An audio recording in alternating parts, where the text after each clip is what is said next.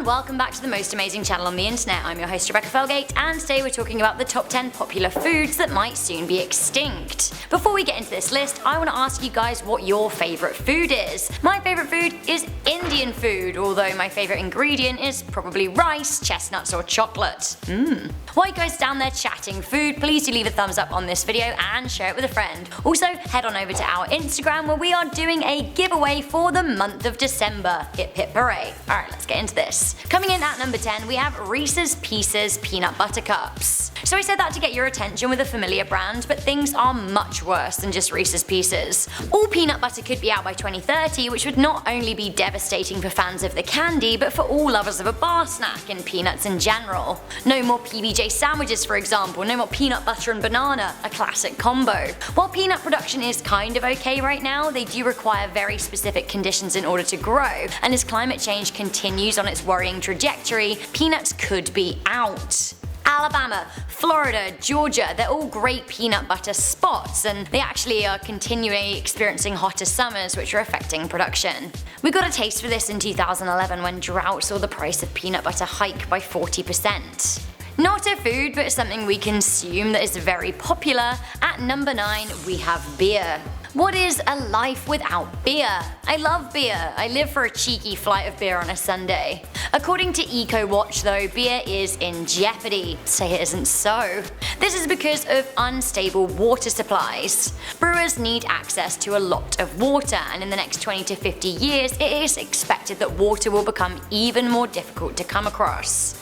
While bigger brewers may be okay, smaller craft breweries may find it difficult to stay afloat. The problem with beer is two-pronged. Not only is water in dwindling supply, but hops are also suffering. Coming into number 8, we have bananas. What this means to my enduring love of banoffee pie, I honestly dread to think.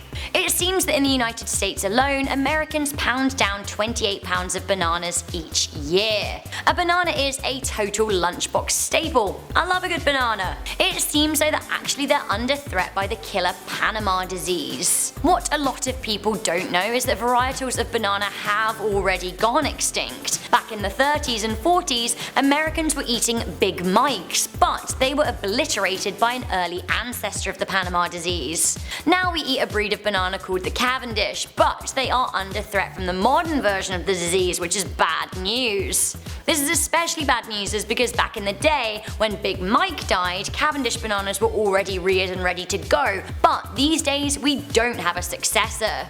We need a new Banana King, if not, bananas may go forever. Say goodbye to hummus because chickpeas are dying out at number 7.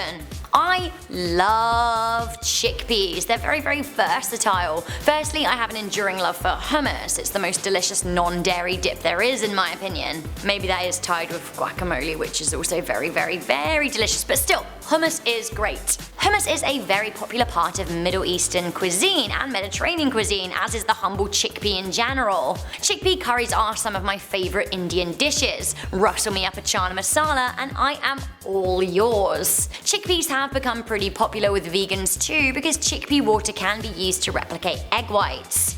So why are these beautiful legumes in danger? Well, the issue is that they take a lot of water to produce, and with worldwide droughts, especially in areas of chickpea growth, it just isn't sustainable to grow them. When I say a lot of water, chickpeas need 76 gallons of water for every ounce, which is absolutely insane. As a result, over the past 10 years, chickpea production has dropped between 40 and 50%. Although you may think that that's a lot of water, for one beef burger patty it takes 660 gallons of water, which is actually and literally unacceptable. Sorry Canada, but maple syrup is at number 6. Ever notice how expensive real maple syrup is? I have. The reason is because it's tricky to farm at the best of times, and it is getting even harder. In order to produce maple syrup, temperatures need to be above freezing during the day and then below freezing during the night. With the change in weather as a result of climate change, this requirement is becoming harder and harder to pin down. Areas currently primed for maple syrup production are struggling, and while we may be able to find new areas suitable for growth, that would actually be very costly to move everything over, and also how long until those areas are affected too. too. Suddenly, breakfast pancakes just got a little sadder. Boo. Look, this is unlikely, but I thought it was worthy of discussion at number 5. We have beef. Beef and dairy farming is one of the biggest contributors to global warming as well as deforestation. As we discussed earlier, one burger takes 6,000 gallons of water to produce. 1 pound of beef takes 1,799 gallons of water, which is roughly 10 years of drinking water for humans. In an age of drought and dwindling clean water, it just isn't sustainable. Also, with the amount of food it takes to feed a cow, we may as well not bother and save that food to eat ourselves. A lot of the world is wisening up to these facts and statistics, and a lot of people are now going vegetarian or cutting out meat, including beef, several days a week, which actually for meat lovers is just a better option. It's a great option for planet Earth too. It is possible that if the world took responsibility and understood the grave reality of the beef situation, then we could take it off the menu. Maybe we will. Although I have to say, huge corporations like McDonald's run a lot of the world's wealth, and they wouldn't be so happy about that. They have a financially vested interest in that not happening. Perhaps a happier medium would be lab-grown meat, but would that be the same as beef as we know it? Winnie the Pooh is about to get a little hungrier as his staple is way off the menu. Coming into number 4, we have honey.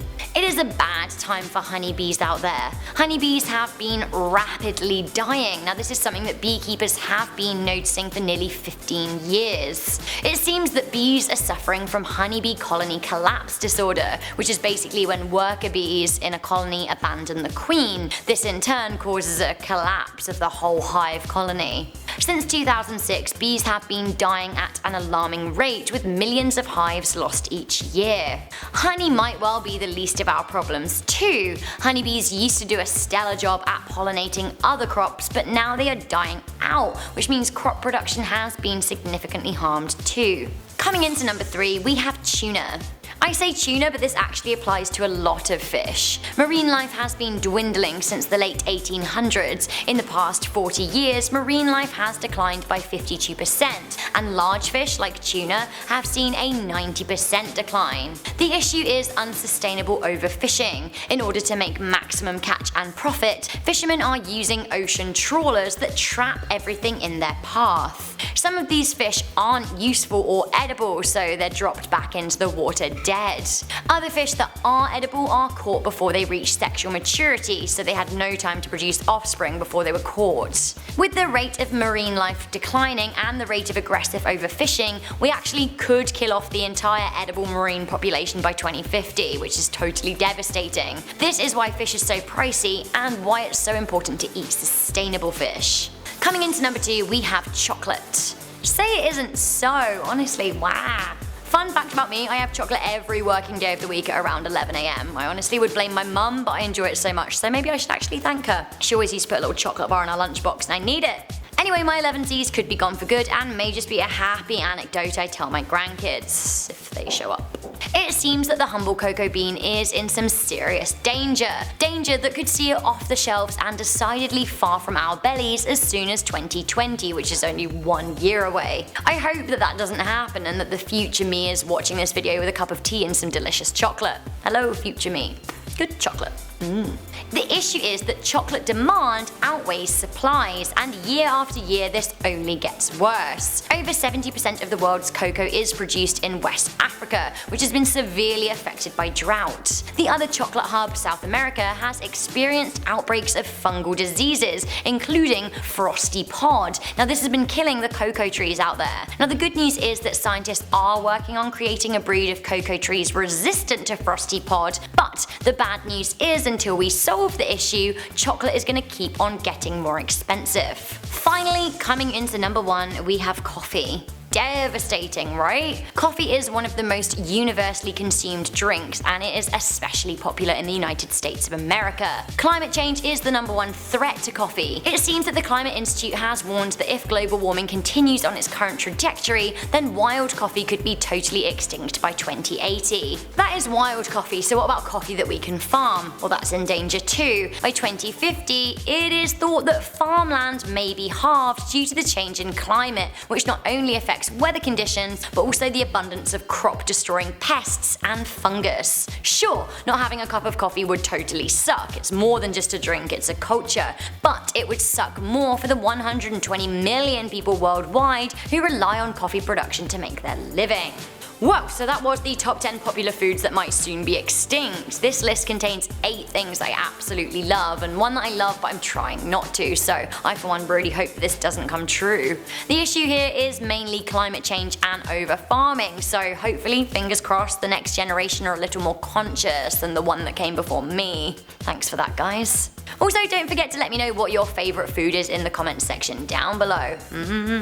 Delicious snacks. Before I go, I just read some comments from the dumbest Facebook post part 7. You guys seem to really love it, and I want to read your thoughts. Channel member Jared Quinney simply said, "Interesting." Thanks, Jared Quinney. My birthday twin Gabriel Johnson said, "Right, my birthday's on January the 7th. Go Capricorns." Yes, not long now. Woo! So guys, thank you for tuning into this video. Don't forget to leave a thumbs up and share it with a friend, and of course don't forget to head on over to our Instagram if you want a slice of our giveaway pie. I'm your host Rebecca Felgate, and I'll see you soon. Bye!